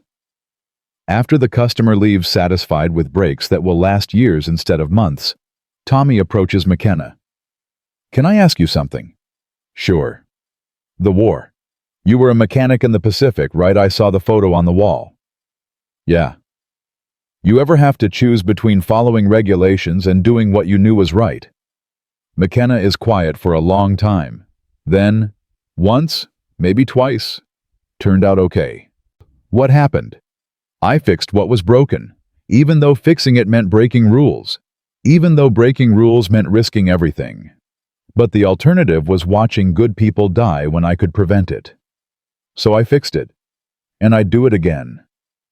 Tommy nods slowly. In Vietnam, I modified my rifle. Unauthorized. Against regulations. But the standard configuration jammed in jungle humidity. Got soldiers killed. So I fixed it. Taught others to fix theirs. We all could have been court-martialed. But we all came home alive. You do what you did right. Yeah.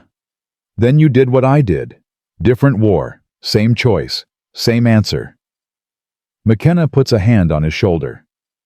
Welcome to the club of people who understand that sometimes conscience matters more than regulations. 1983. McKenna is 69, retired. The garage sold to Tommy, who runs it with the same philosophy McKenna taught him. Fix things right, not by the book, and never accept that death is inevitable just because regulations say change is impossible. McKenna spends his days reading, gardening, occasionally visiting the plaque at Long Beach Airport that's now weathered and faded, but still readable to anyone who looks closely enough. One morning, a young woman knocks on his door, mid-20s, earnest expression, notebook in hand. Mr. McKenna. My name is Sarah Reeves. I'm Danny Reeves's grandniece. I'm writing a family history and I found letters mentioning you. Can we talk?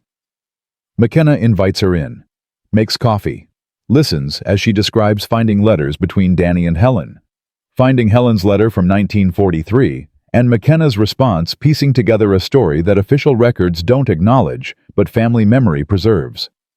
I want to write about what really happened, Sarah says.